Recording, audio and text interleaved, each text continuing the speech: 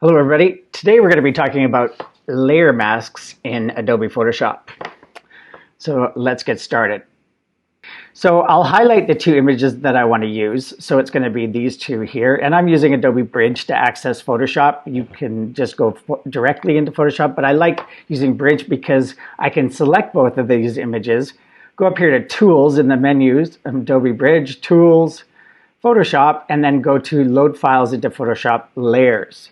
That will now stack those images on top of each other. So I have the door knocker, and then below the door knocker, and if you see here on the right, I have my layers panel. I can hide this top layer here by turning off this little eye icon, and you can see that we have the forest.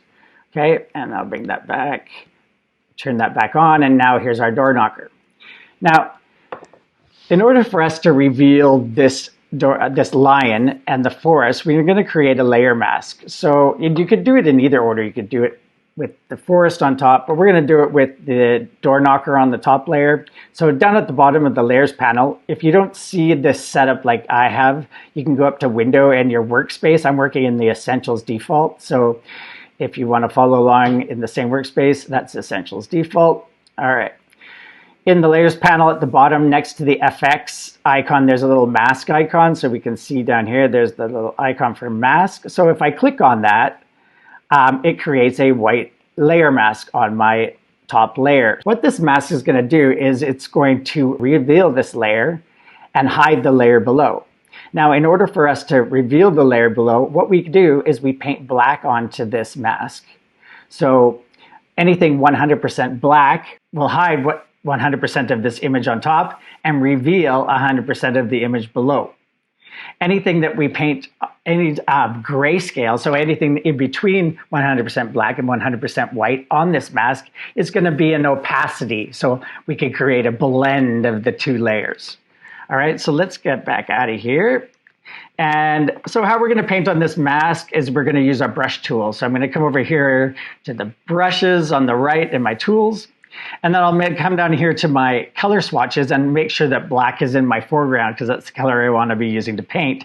If you see different colors in here, you can click on this little default white and black icon, which is located right here just above your swatches, white and black. And then to swap these out, so you go from black into your foreground. Right now, white's in the foreground. We want black. So hit X on your keyboard.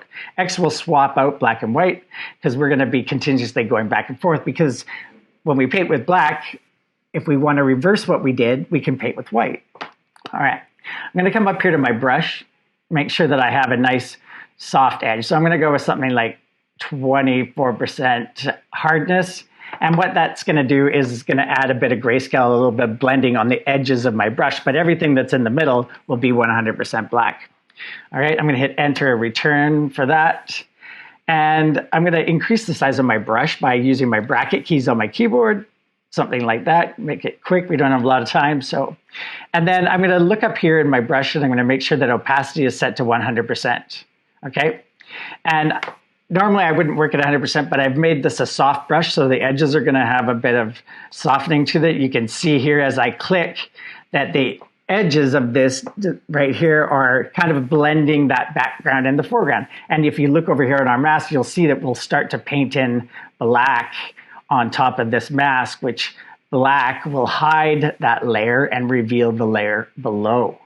So I'm going to do it loosely because I'm not too worried about it because we can go back and fix anything that we've overpainted or painted out that we wanted to keep. I'm going to go something like that because I'm going to turn it not into a door knocker. It's just going to be a scary lion. And then as you can see here a little bit that I've taken a little bit too much off the top, right? So all you need to do is hit X on my keyboard. That brings white into my foreground. Might make my brush a little bit smaller using my bracket keys.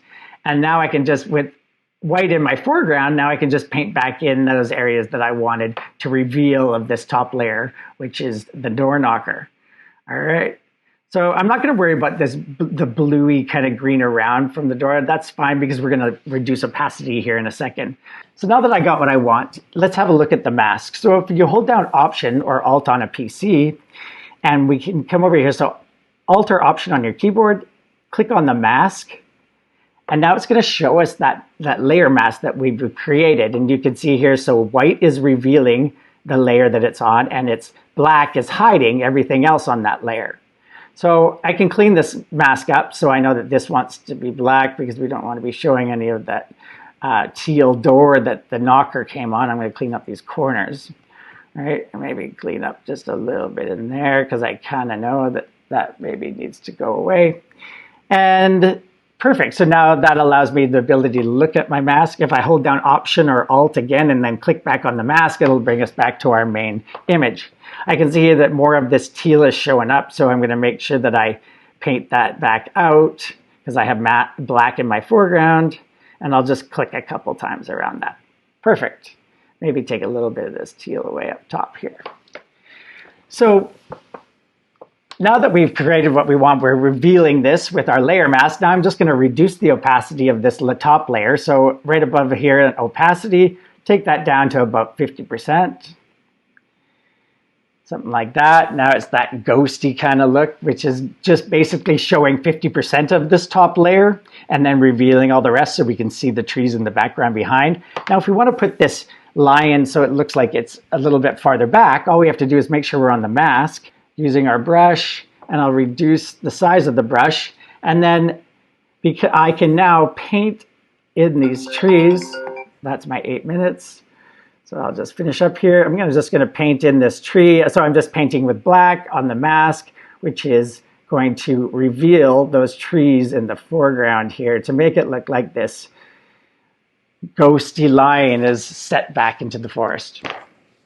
All right, so that's layer mask in Photoshop. I hope you learned a little something, and I'll see you next time. Have a good one.